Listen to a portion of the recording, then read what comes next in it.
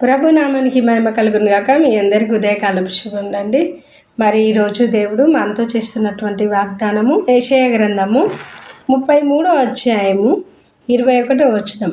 అచ్చట యెహోవా ప్రభావం గలవాడై మన పక్షం నుండును, అది విశాలమైన నదులను కాల్వలను ఉన్న స్థలంగా ఉండును. మరి దేవుని నామానికి మహిమ కలుగును గాక. ప్రియమైన దేవుని బిడ్డలారా, ఈ యొక్క వాక్యం యొక్క బ్యాక్గ్రౌండ్ని మనం ఆలోచిస్తే, యెషయా భక్తుడు మరి యెరూషలేమును గురించినటువంటి దైవోక్తిని పలుకుతూ ఉన్నాడు అన్నమాట. ఈ దైవోక్తిలో ఏంటంటే, దేవుడు ఆయన మహాప్రభావం గలవాడే. ఇక్కడ 10వ వచనంలో చూసుకున్నట్టయితే, యెహోవా ఇట్లను కొనుచున్నాడు, ఇప్పుడే లేచెదను, ఇప్పుడే నన్ను గొప్ప చేసుకొనేదను, ఇప్పుడే నాకు ఘనత తెచ్చుకొనేదను. అంటే దేవుడే మాట్లాడుకుంటున్నాడు అనమాట. నేను ఇప్పుడు లేస్తాను, నా ప్రభావంను నేను చూపిస్తా అని మాట్లాడుతున్నాను. అయితే దేవుని యొక్క ప్రభావంను మరియు ప్రసన్నతను ఎవరు అనుభవిస్తారు అని ఒకవేళ మనం చూసినట్టయితే, ఇదే 33వ అధ్యాయము 15వ వచనంలో చూస్తే, నీతిని అనుసరించి నడుచుచు, యథార్థంగా మాటలాడుచు, నిర్బంధన వలన వచ్చు లాభమును ఉపేక్షించు, లంచం పుచ్చుకొనకుండా తన చేతులను మలుచుకొని, హత్యయను మాట వినకుండా చెవులు మూసుకొని, చెడుతనమును చూడకుండా కన్నులు మూసుకొనివాడు ఉన్నత స్థలములో నివసించును. అయితే ఈ ఉన్నత స్థలం ఏంటంటే, యెరూషలేము పట్టణము ఉన్నత స్థలంలో ఉంటుంది. అది ఎత్తైన ప్రదేశంలో ఉంటుందన్నమాట. ఈ యొక్క ప్రదేశంలో ఉన్నటువంటి వ్యక్తి ఎవరైతే, యెరూషలేము లోపల ఏముంటుంది, యెరూషలేములో అంటే దేవుని మందిరం ఉంటుంది, దేవుని సన్నిధి ఉంటుంది. దేవుని సన్నిధిలో ఉన్నటువంటి వ్యక్తికి దేవుడు ఎలా ప్రత్యక్షమైతా అంటున్నాడంటే, ఆయన ప్రభావము కలిగిన వాడై. చూడండి ప్రియమైన దేవుని బిడ్డలారా, మనము ఒక ఏమంటారు, ఒక టపాకాయ తెచ్చుకున్నాం అనుకుందాం. ఒక టపాకు, ఆ టపాకుని తీసుకొచ్చినప్పుడు దానికి ఒక ఏమంటారు, అగ్గిపెట్టె వెలిగించి దానికి మనము ఒక దాన్ని అంటబెట్టినాం అనుకోండి. అప్పుడు దాని లోపల ప్రభావము, ఆ ప్రేలుడు మందు అనేది కరెక్ట్గా ఉంటేనే అది పేలుతుంది. లేకపోతే ఏమైంది, అది తుస్ అనే ఒక చిన్ని సౌండ్తోని అది పేలదు. అంటే దానికి ఏమైంది, ప్రభావం లేదు. ఎప్పుడైతే ప్రభావం లేకుండా ఉంటారో అక్కడ ఏమైంది, పని జరగదు. అంటే మనం అనుకున్నది కరెక్ట్గా ఉండదు. అయితే ఇక్కడ దేవుడు అంటున్నాడు, ఆయన ప్రభావము గలవాడై. చక్కని మాట అండి ఇది. మన పక్షంలో నుండును, ప్రభావము కలిగి మన పక్షంలో ఉంటాడంట దేవుడు. ఆయన యొక్క ప్రభావాన్ని మనకు అనుగ్రహించేవాడు. ఆయన ప్రభావము వలన మనకు ఏదైతే బాధ ఉందో, ఏదైతే వేదన ఉందో, ఏ శత్రువు అయితే మన మీదకి వస్తున్నాడో ఆ శత్రువునంతటిని అణచడానికి దేవునికి అధికారము ఆ ప్రభావంలో ఉంది. దేవునికి స్తోత్రం. మన శత్రువు మన మీదికి రాకున్నట్టుగా అణచే దేవుడు మన దేవుడు. అందుకే 8వ కీర్తనలో ఒక మంచి మాట అంటాడు, బాలుర యొక్క చంటి పిల్లల యొక్క స్తుతుల మూలంన ఒక దుర్గమును స్థాపించిందంట, శత్రువు మన మీద పగ తీర్చుకొనకున్నట్టుగా. ఎంత అద్భుతం అనిపిస్తుందండి. చిన్నపిల్లలు పాటలు పాడుతుంటే చాలాసార్లు పేరెంట్స్ కానీ పెద్దోళ్ళు ఏమంటారు, రే ఏమల్లా చేస్తున్నారా, ఆపండ్రా బాబు అనేసి మనం అంటాం.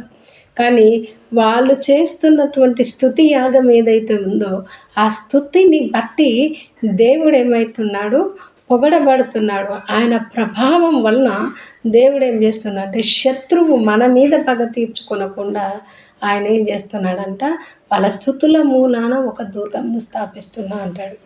ఇక్కడ కూడా అంటున్నాడు, ఎవరైతే నిర్దోషంగా ఉంటారో, ఎవరైతే హత్య అను మాట నోటికి రానియకుండా, చెడ్డ వాటిని చూడకుండా మన కన్నులు మూసుకొని, హత్య అను మాట వినకుండా తన చెవులు మూసుకోవాలంటాడు. అంటే వినడమే ఒక పాపం అంటే చేయడం ఎంత పెద్ద పాపం అండి. అలా పరిశుద్ధమైనటువంటి నడవడిక కలిగి ఎవరైతే ఉంటారో, ఎవరైతే దేవుని యొక్క సన్నిధిని వెతుకుతారో, ఎవరైతే దేవుని యొక్క ప్రభావం పైన ఆధారపడి ఉంటారో వాళ్ళకి దేవుడు అంటున్నాడు, యెరూషలేములో అంటే యెరూషలేములో దేవుని మందిరం ఉంది. దేవుని మందిరంలో దేవుని ప్రసన్నత ఉంది. ఆ ప్రసన్నత ప్రభావము కలది కనుక ఆయన మన పక్షం నుండి మన శత్రువు మీద ఆయన ఏం చేస్తాడంటే జయమునిస్తాడండి. మన పక్షంగా ఆయనే యుద్ధం చేస్తాడు. చాలా విచిత్రంగా ఉంటుంది బైబిల్లో కొన్ని యుద్ధాల గురించి మనం ఆలోచిస్తే. ఒకసారి యెహోషాపాతు కాలంలో ఏం జరుగుతుందంటే ఎక్కడ చూసినా కరువే వచ్చేసి ఉంటుంది. భయంకరమైన కరువుల కటకటలాడుతున్నాడు ప్రజలు. అప్పటికి ఎంతో విలవిలలాడుతున్నటువంటి సిచ్యువేషన్. ఇప్పుడు అక్కడ వాళ్ళకి ఏ విధమైన ఆహారం లేదు, కానీ ప్రజలందరూ కూడా దేవుని పైన ఆధారపడ్డారు. అప్పుడు దేవుడు ఏం చేసిండంటే ఒక 5 కుష్టు వ్యాధి కలిగినటువంటి వాళ్ళను వినియోగించుకొని, వాళ్ళు ఏం చేయరండి, ఆ యొక్క శత్రువు యొక్క దండుకు వెళ్తారు అంతే. వాళ్ళు ఆ శత్రు దండుకి వెళ్ళడానికి వీళ్ళు ప్రయాణమై వెళ్తారు. అరే మనం ఇక్కడున్నా చచ్చిపోతాం కరువుతోని, ఒకవేళ మనం అక్కడికి పోయినా వాళ్ళు చంపేస్తే చచ్చిపోతాం, వెళ్ళే వాళ్ళు మన ఎందుకు కనికర పడితే కనీసం పూటైనా గడుస్తుంది కదా అని చెప్పేసి ఆ 5 ఇప్పుడు వాళ్ళు బయలుదేరుతూ ఉన్నారు. వాళ్ళు నడుస్తున్న నడకని దేవుడు గొప్ప యుద్ధపు ధ్వనిగా చేస్తాడు. దేవునికి మహిమ కలుగును గాక. వీళ్ళు అక్కడికి వెళ్ళక ముందే శత్రువులందరూ కూడా అయ్యో ఆయన చేసిన సౌండ్ కంటే దేవుడు చేసినటువంటి ఆ ధ్వనిని విని అమ్మో ఇశ్రాయేలీయులు చాలామందిని కూర్చుకొని వచ్చేస్తున్నారు, ఇక వాళ్ళ ముందు ఓడిపోవడం మనం ఎందుకు, మనమే ఓడ్చుకొని చచ్చిపోదామని చెప్పి వాళ్ళే పొడుచుకొని చచ్చిపోతారండి. ఎంత ఆశ్చర్యం అంటే అంత ఆశ్చర్యకరమైనటువంటి విషయం. దేవుడు మన పక్షమున ఉండగా మనకి విరోధి ఇవ్వడు.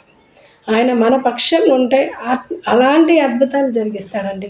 చాలాసార్లు మనం ఏమనుకుంటామంటే మనమే గొడవ పెట్టుకోవాలనుకుంటాం, మనమే ఏదో సాధించేయాలనుకుంటాం.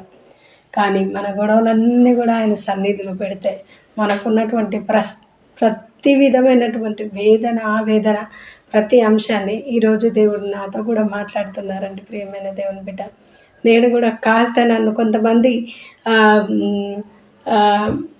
చెప్పకూడనటువంటి మాటల చేత బాధ పెట్టినప్పుడు నేను కొంచెం బాధపడ్డా. ఎందుకు ప్రభువా నన్ను ఈ బాధకు అప్పగించారా మీరు అని కొంచెం బాధేసింది.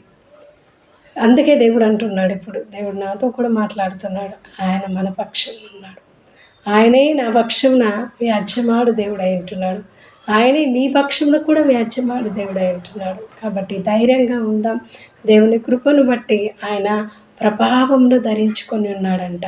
ఆయన ప్రభావం ధరించుకొని మన పక్షంలో నిలబడి ఉంటున్నాడు. కాబట్టి మనకెల్లప్పుడూ సంతృప్తియే, ఎల్లప్పుడూ కూడా మనకు సమాధానం. ఇక్కడ చక్కని మాట ఉందండి, అది విశాలమైన నదులను కాలువలను ఉన్నత స్థలముగా ఉండును. ఎప్పుడైతే దేవుని యొక్క ప్రభావం మనతో ఉంటుందో అక్కడ విశాలమైన నదులు అంటే దేనికి సాదృశ్యం అంటే సమృద్ధికే కదా. నదుల వెంబడి నాటబడినటువంటి చెట్టు ఎల్లప్పుడూ అది తన కాపును కాస్తూనే ఉంటుంది కదా. అందుకే సమృద్ధి కలిగినటువంటి స్థితిని దేవుడు మనకు అనుగ్రహిస్తానని ఈ యొక్క వాగ్దానం ద్వారా మాట్లాడుతున్నాడు. మన శత్రువు పైన కూడా ఆయనే పగ తీర్చుకున్నవాడు. అంతేకాదు అకారణంగా నిందలు అనుభవిస్తున్నావేమో, అకారణంగా నిన్ను బాధించే వాళ్ళు నిన్ను ఎంతగానో నొప్పిస్తున్నారేమో, వారందరి యొక్క బాధ నుండి కూడా దేవుడు నిన్ను విడిపించి నీకెవరు లేరని బాధపడుతున్నావా ప్రియమైన దేవుని బిడ్డ, నీ పక్షంలో దేవుడు ఉన్నాడు. ఆయన నీకు ఖచ్చితంగా సహాయం చేయవాడై ఉన్నాడు. కాబట్టి ఆయనే మన పక్షంలో ఉన్నాడు. కాబట్టి ధైర్యంగా ఉందాం. దేవుని కృపను బట్టి ముందుకు సాగుదాం. దేవుడి కొద్ది వాక్యం దీవించి ఆశీర్వదించును గాక. ఆమెను ప్రార్థన చేశాం. మహాపరిశుద్ధుడా, మహోన్నతుడా, జీవంగల దేవ, దయగలిగిన మా రక్షకుడా యేసయ్యానికి స్తోత్రం. మరి ఈ వాక్యము రెండంచులుగా కడగము నాయన. నేను కూడా కాస్త బాధపడినప్పుడు ప్రభా ఈరోజు ఇంత చక్కని వాగ్దానాన్ని అందించి నాతో మీరు కూడా మాట్లాడినందుకై నీకు స్తోత్రంలో ప్రభా. మీరే నా పక్షంలో ఉన్నప్పుడు మీ ప్రభావంను బట్టి నేను ధైర్యం తెచ్చుకుంటకు, మీరే నా పక్షంలో ఉన్నప్పుడు నాకు విరోధి ఎవడయ్యా?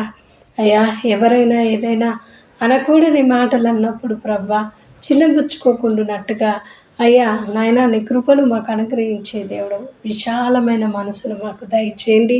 శత్రువును క్షమించుటకు మరియు ప్రేమించుటకు మంచి మనసు మాకు అనుగ్రహించమని ప్రార్థిస్తున్నాను. మరి ఎవరైతే మమ్మల్ని శత్రువులుగా భావించుకుంటారో, అకారణంగా మమ్మల్ని తిడతారో, అకారణంగా ప్రభా అయ్యా వాళ్ళకి తెలుసు ప్రభా వాళ్ళు మాట్లాడుతున్నది తప్పని, వాళ్ళు చేస్తున్నది తప్పని తెలిసి కూడా కావాలని నిందిస్తూ బాధపెడుతున్నారో ప్రభా అయ్యా అటు వారందరినీ క్షమించండి ప్రభా. మేమందరం కూడా ప్రభా వారిని క్షమించడం గాక. ముఖ్యంగా నువ్వు మా పక్షంలో ఉన్నావు, నువ్వు ప్రభావం కలిగి ఉన్నావు ప్రభా. నీ ప్రభావం ప్రభా అయ్యా నీ ముందట అది శత్రువుల నెల కాల్చివేస్తుంది నాయన. నీకు స్తోత్రములు తండ్రి. కాబట్టి ప్రభా సాతాను యొక్క కుతంత్రములను లయపరచండి. ఎంతమంది బిడ్డలైతే బాధల్లో ఉంటున్నారో వారి యొక్క బాధలను వేదనలన్నింటినీ కూడా మీరు తొలగిస్తారు. ఈ రోజు నుండి మేము నమ్మి స్తుతిస్తామయ్యా. నీకు స్తోత్రం.